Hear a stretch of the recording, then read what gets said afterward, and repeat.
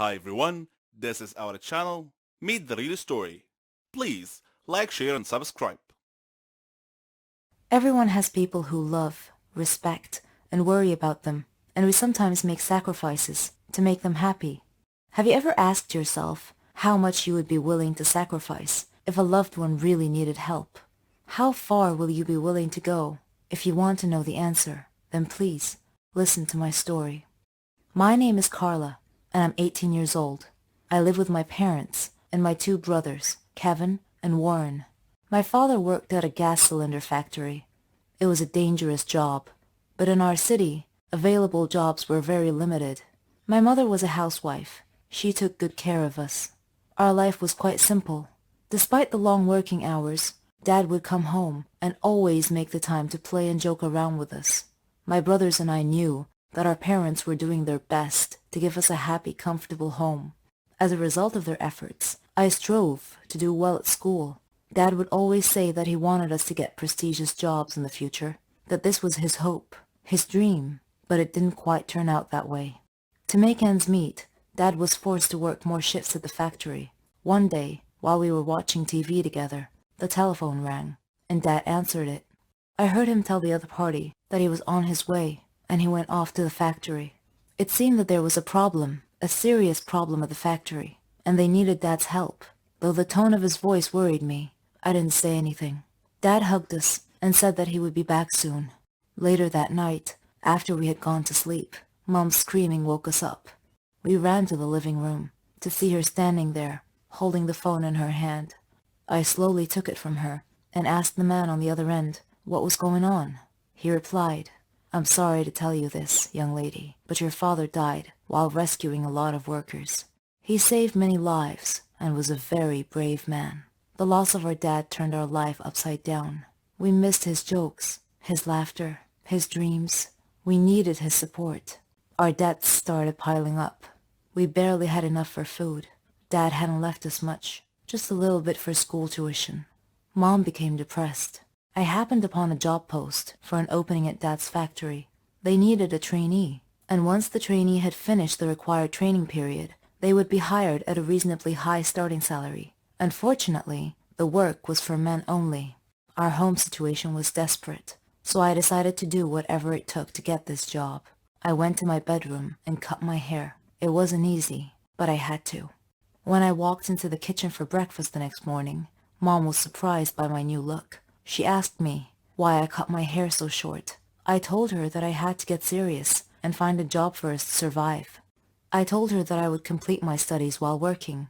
She remembered Dad's wish for us kids, that we would get prestigious jobs someday, and I promised her that I would achieve Dad's dream for us. I asked her to wish me luck. She cried, but then she smiled sadly. On the day of the interview, I wore loose clothes and took off. The workers there seemed so strong. That was expected. They needed to be, to handle the hard work. I told the interviewer that my name was Kevin and that I would do my ultimate best. Finally, they called me in to say that I had passed the interview. That was my first step. It was hard to balance my studies with the work training, especially because there were a lot of competitors for that job. Though, step by step, I was handling the training quite well.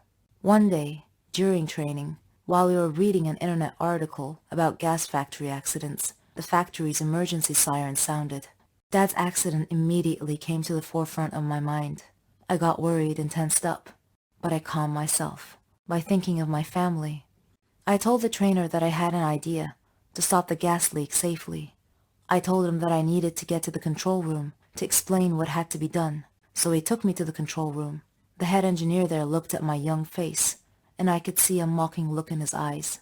I proceeded to tell him what I thought should be done.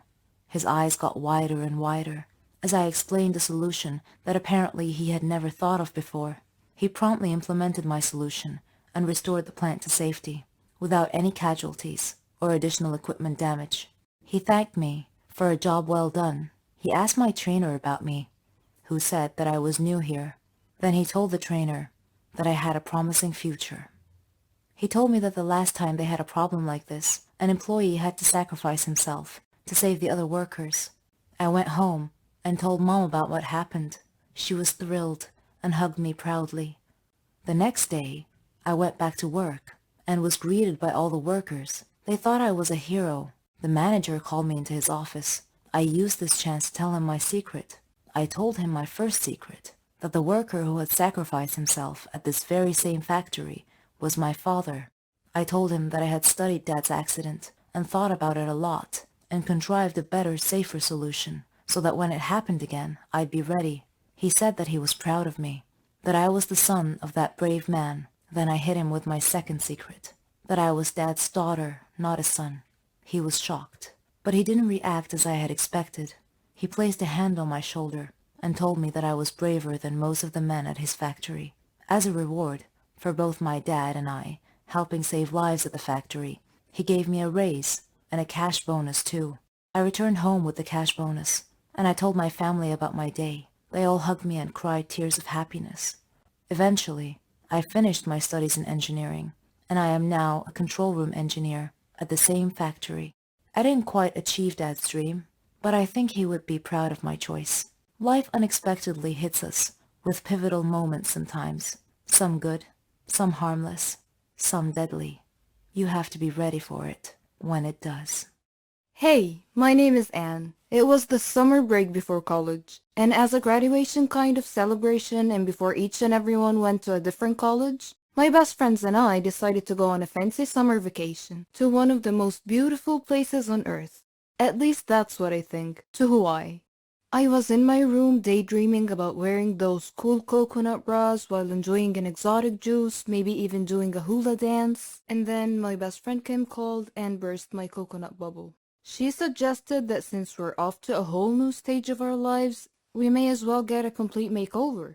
I thought she meant we should go shopping or something, but no, she said we should go to the hair salon and get new haircuts and maybe even dye our hair. I admit that I was overly excited about the whole thing, so I said yes. My normal hairdresser was on annual leave. She has always cut my hair exactly how I describe it. I love her. However, she has been gone for a while, and we couldn't wait any longer for a haircut, so I made an appointment with another hairdresser at the same salon. On a side note, Kim is blonde, while I'm a brunette. I know this info might not sound useful, but it will come in handy throughout the story. Kim and I drove to the hair salon. The place looked extra fancy, the kind of place you would trust. We went inside all giggly like we were 12. We were actually 18 at the time. Anyways, we were greeted by a really nice lady. That lady said that Kim should get highlights and I should go for the same, plus going blonde. I was skeptic, but who cares? It's summertime. The lady put bleach all over my head and went to do Kim's hair. So, after 15 minutes, my scalp started burning like crazy. So I called the nice lady and she said it was time to wash the bleach. As she was washing my head, her smiley face went poker. Chunks of my now orange hair were all over the sink. Kim looked at me and her eyes got as big as my head. The lady asked me not to freak out and that she could cover the bald spots with a really short haircut.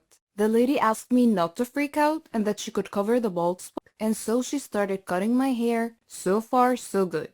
Then she snips a huge section out of the front of my hair, saying that she was framing my face. At this point, it was too late to say anything. The haircut was just hideous. Not me at all, and especially not what I asked for. So I told her that I hated it. She felt really bad and I started to tear up because it was seriously so ugly. And now that I was stuck with a really bad haircut, I tried to calm myself that maybe the color will turn out okay. And then she put the dye on my hair and it turned my hair green. The only solution now was to become a redhead, and that was just a no for me. I don't have the complexion of a redhead.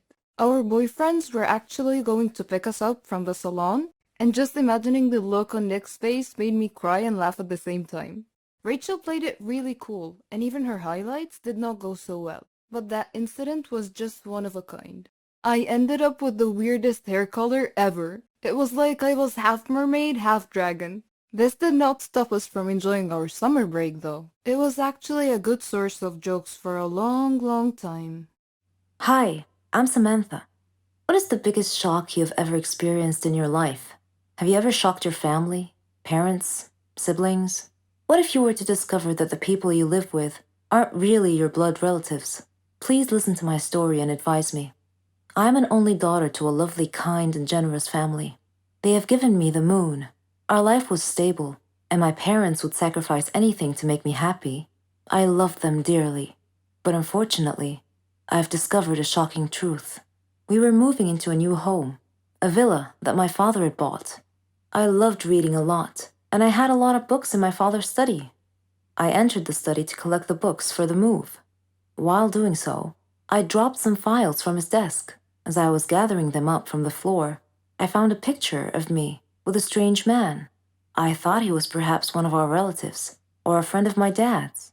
There was a date on the photo, which happened to be my birthday. My curiosity led me to look through the file. I found my birth certificate with my name on it, but the father's name was not the man that I currently knew as my father. There was also a photo of this man with my mom, as bride and groom, and a marriage certificate that had my mother's name and the name of a strange man. There was also a birth certificate that had my name and the name of my current father. Many thoughts flashed through my mind as I realized that my dad, whom I was living with, wasn't my real dad. I desperately wanted to speak with my parents about this, but I was afraid that I might not want to know the truth. We moved to our new villa. My mood changed. I became gloomy and spent a lot of time thinking. My parents noticed my mood change and asked me what's wrong. I found the date of the man's death and I went to see his gravesite. There, I felt a hand on my shoulder. I was surprised enough to turn around and see my father. Mom was with him. After we returned home, they told me the story. The man with me in the picture was my real biological father, but he died in a terrible car accident when I was 3 months old. My parents showed me the related newspaper clipping. My mother was poor and couldn't make ends meet. She met my current father, who supported her and me. They subsequently fell in love and got married. He couldn't have children of his own, so he adopted me and gave me his name. This man gave me everything: love, encouragement, and support. He was as kind as a real father could be. I was shocked when I learned of all this. Should I accept and love this man as my father and stay with him? Or should I revere my deceased father in the picture as my father? I'm so confused. Do you think I should accept this truth and be happy with my current situation? What's your advice?